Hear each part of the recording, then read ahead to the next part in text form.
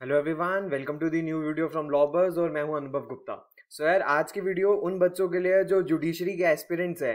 तो अगर आप हरियाणा के अंदर जज बनना चाहते हो और अगर आप हिंदी स्पीकिंग बेल्ट से हो, सो आज की वीडियो आपके लिए बहुत इंपॉर्टेंट होने वाली है, क्योंकि आज की वीडियो के अंदर मैं कंप्लीट इन्फॉर्मेशन आपको हरियाणा जुडिशियल सर्विसेज के बारे में देने वाला हूं, जिसको हम HCS Haryana civil services judicial branch exam भी कहते हैं।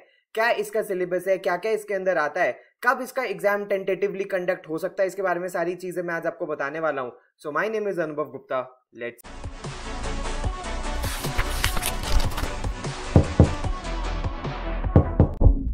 तो फ्रेंड्स, अगर मैं सबसे पहले बात करूं कि अगर आप इस एग्जाम को क्लियर कर लेते हो तो आपकी कौन सी पोजीशन पे रिक्रूटमेंट होती है। सबसे पहले तो सिविल जज पे आपको जूनियर डिवीजन पे रिक्रूट किया जाता है and with time and experience आपको सीनियर डिवीजन पे भेज दिया जाता है या जुडिशियल मजिस्ट्रेट पे। अच्छा फ्रेंड्स, एक बहुत अच्छी बात है सिविल जजेस के बारे में हरियाणा के अंदर, अनलाइक दिल्ली।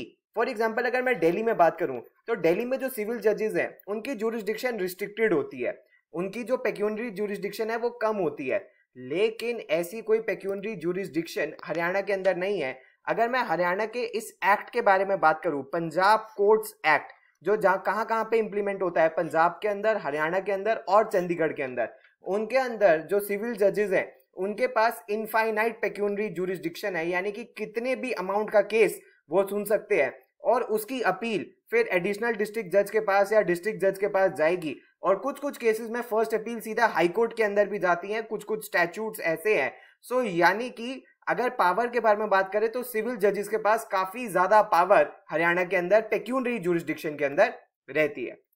उसके बाद अगर फ्रेंड्स मैं पे स्केल के बारे में बात करूं तो ये पे स्केल का मैंने इनका एक डिटेल निकाली थी।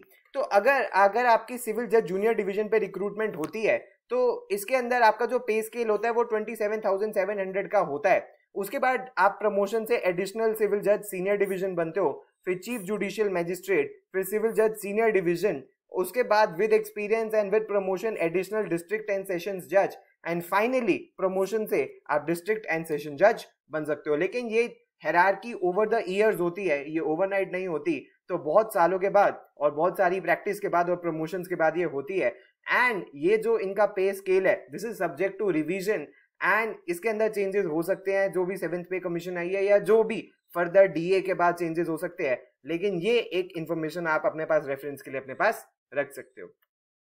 अगर फ्रेंड्स मैं बात करूं कि अगर आप इसके अंदर हरियाणा जुडिशियल सर्विसेज के एग्जाम के अंदर अप्लाई करना चाहते हो तो इसकी एलिजिबिलिटी क्या होती है। एक बार सबसे पहले इसकी बेसिक एलिजिबिलिटी चेक कर लेते हैं कि सबसे पहले तो बैचलर्स डिग्री इन लॉ होनी चाहिए, यानी कि मिनिमम आपके पास BA LLB की, यानी कि जो 5 साल का कोर्स होता है, या LLB की डिग्री जो 3 साल का कोर्स होता है, from a university established by law. तो यानी कि अगर ऐसी कोई चालू यूनिवर्सिटी है तो एलिजिबल नहीं हो, और आपकी यूनिवर्सिटी और लॉ कॉलेज BCI से भी अप्रूव्ड होना चाहिए, यानी कि बार काउंसिल ऑफ इंडिया से वो रिकॉग्नाइज्ड होना चाहिए। उसके बाद मिनिमम एज 21 ईयर्स होती है एंड मैक्सिमम जो एज है वो 42 ईयर्स है on the date of closing date of application, यानी कि जिस भी समय आप अपनी एप्लीकेशन सबमिट कर रहे हो तब आपकी मैक्सिमम एज 42 और मिनिमम एज 21 होनी चाहिए। लेकिन इसके लिए रिलैक्सेशन दिया जाता है कैटेगरीज को, जो SC कैटेगरी का है, ST कैटेगरी का है, विमेन है, एक्स सर्विसमैन है, फिजिकली हैंडीकैप्ड है।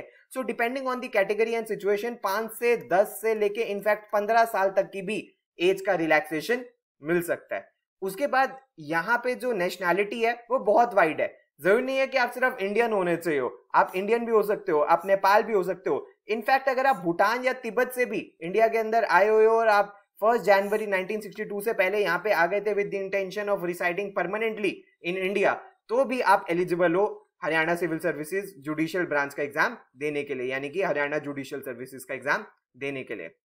अगर फ्रेंड्स मैं सिलेक्शन प्रोसीजर के बारे में बात करूं तो बिल्कुल सेम है जो दिल्ली का होता है, ठीक है, जैसा राजस्थान का होता है सेम हरियाणा का एडमिशन प्रोसीजर है। यानी कि सबसे पहले प्रिलिमिनरी एग्जाम होता है, उसके बाद मेंस एग्जाम होता है and finally viva voce and interview होता है।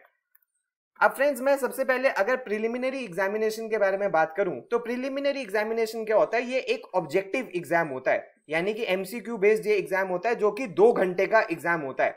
इसके अंदर क्या क्या चीजें आपसे पूछी जाती हैं, तो अगर मैं लॉ के सब्जेक्ट के बारे में बात करूं तो जो आपका पूरा मेंस का सिलेबस है वो ही आपका प्रीलिम्स का भी सिलेबस है। यानी कि लॉ के जो क्वेश्चंस आएंगे वो पूरे के पूरे जो मेंस में जहां जहां से क्वेश्चंस पूछे जा सकते हैं, प्रीलिम्स में भी वहां से क्वेश्चन पूछे जा सकते हैं। तो यानी कि अगर आपका मेंस प्रिपेयर हो गया है तो काफी हद तक जो प्रीलिम्स में आपका लॉ है वो भी प्रिपेयर हो गया है। उसके अलावा आपका current event and national and international events की इंपॉर्टेंस जो है वो आपसे पूछे जा सकते हैं, यानी कि simply current affairs, Indian legal and constitutional history and governance से रिलेटेड क्वेश्चंस पूछे जा सकते हैं। उसके बाद एप्टीट्यूड बेस्ड क्वेश्चंस आपसे पूछे जाते हैं एनालिटिकल स्किल्स के अंदर, रीजनिंग के अंदर एंड एप्टीट्यूड के अंदर।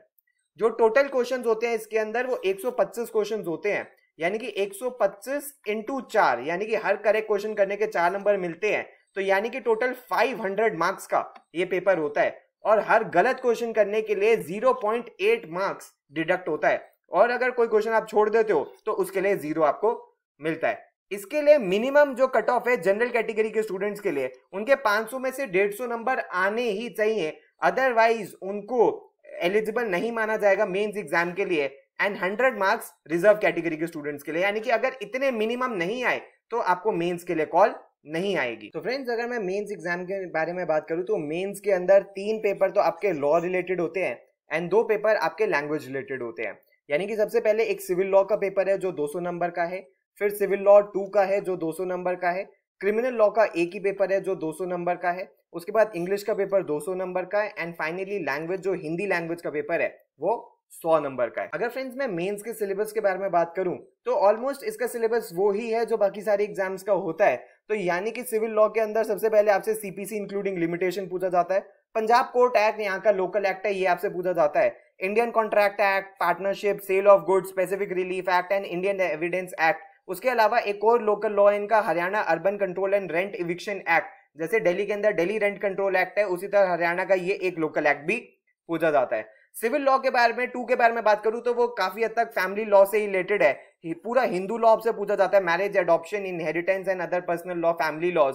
एंड मोहम्मदन लॉ यानी कि Muslim law and customary law के अंदर marriage, adoption, inheritance and other family laws आपसे पूछा जाता है। And law of registration and limitation भी यहाँ पे पूछा जाता है। उसके बाद अगर फ्रेंड्स मैं क्रिमिनल लॉ के बारे में बात करूं तो अपने पास जो 3 एक्ट होते हैं वही यहाँ पे पूछे जाते हैं, IPC, CrPC as well as Indian evidence act. अगर फ्रेंड्स मैं इसके अंदर बात करूं तो आपसे कुछ कुछ चीजें नेगोशिएबल इंस्ट्रूमेंट्स एक्ट से रिलेटेड भी पूछी जा सकती है, और खासकर चेक बाउंस के जो केस होते हैं उससे रिलेटेड आपसे क्वेश्चन यहाँ पे भी पूछे जा सकते हैं। उसके बाद अगर फ्रेंड्स मैं इंग्लिश के बारे में बात करूं तो इसमें आपको एक ऐसे आता है जिसको 1000 से 1100 वर्ड्स में ऐसे लिखना होता है, प्रीसिस राइटिंग होती है, वर्ड्स एंड फ्रेजेस होते हैं, कॉम्प्रिहेंशन होते हैं एंड करेक्शन होती है जिसको हम ग्रामर और स्पेलिंग करेक्शन और सेंटेंस करेक्शन भी कहते हैं। अगर मैं हिंदी के एग्जाम के बारे में बात करूं तो translation of an English passage into Hindi, उसके बाद explanation of a Hindi passage in prose and poetry in same language, यानी कि हिंदी के अंदर ही आपको बताना है, एंड कॉम्पोजिशन, ऐसे ईडियम्स एंड करेक्शंस ये आपसे हिंदी के एग्जाम में पूछे जाते हैं।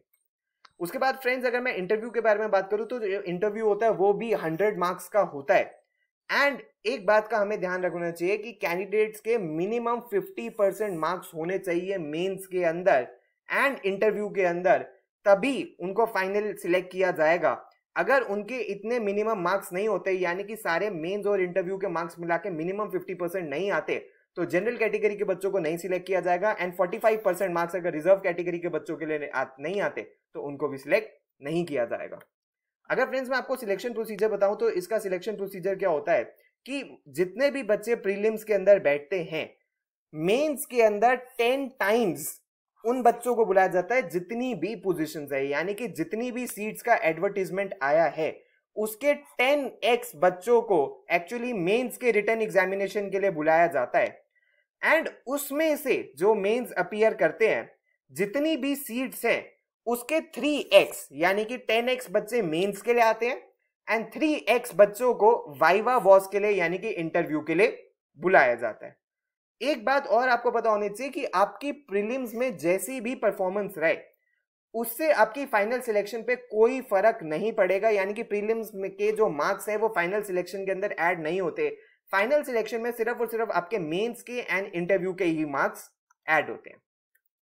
अगर फ्रेंड्स मैं आपको बताऊं कि 2021 के अंदर इसकी नोटिफिकेशन आई थी, इसके बाद इसके फॉर्म्स भी ओपन हुए थे, जहां जनरल के लिए 156 सीट्स निकली थी, एससी के लिए 40 सीट्स हैं, बैकवर्ड क्लास जो ए कैटेगरी है उसके लिए 21 है, बी कैटेगरी के लिए 11 है, ईडब्ल्यूएस के लिए 11 है, ESM के लिए 13 है, ESP के लिए 7 है एंड PWD के लिए 10 है। इसके अलावा कुछ एंटिसिपेटेड पोस्ट भी थी, यानी कि जनरल के लिए 10 है, SC के लिए 4 है, बैकवर्ड क्लास ए के लिए 1 है, EWS के लिए 2 है एंड ESM जो है एक्स सर्विसमैन जनरल कैटेगरी के लिए, उनके लिए भी एक पोजीशन है। तो यानी कि बहुत सारी सीट्स की और बहुत सारी वैकेंसीज की इन्होंने नोटिफिकेशन जनवरी के अंदर निकाली थी, बट फिर एक्चुअली पेंडेमिक आ गया और उसके बाद इसका प्रीलिम्स का कोई अपडेट नहीं आया।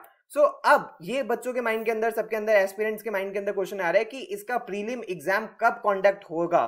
तो फ्रेंड्स, अगर हम लास्ट ईयर से कुछ लेसन लेने की कोशिश करें और इस साल की भी सिचुएशन को देखें, तो जैसे जो यूपीएससी का सिविल सर्विसेज एग्जामिनेशन है उसको भी अक्टूबर में शिफ्ट कर दिया गया क्योंकि पेंडेमिक की एक बहुत बड़ी वेव आई थी। तो ऐसा एक्सपेक्टेड है, ऐसा मुझे बहुत सारे लोगों से बात करके पता लगा है कि जो इसका एग्जाम है सितंबर अक्टूबर के बाद कभी भी हो सकता है। यानी कि वो अक्टूबर के अंदर भी हो सकता है, वो नवंबर के अंदर भी हो सकता है, वो दिसंबर के अंदर भी हो सकता है, प्रोवाइडेड कोविड की सिचुएशन कैसी रहती है। लेकिन उससे पहले होना एक ये चैलेंज लग रहा है, क्योंकि अगर हम बार काउंसिल का एक्चुअली हम AIB के एग्जाम के बारे में भी बात करें, AIBE के एग्जाम के बारे में भी बात करें, तो ये भी जो एक्चुअली मार्च में होना था ये भी इनडेफिनेटली पोस्टपोन हो गया।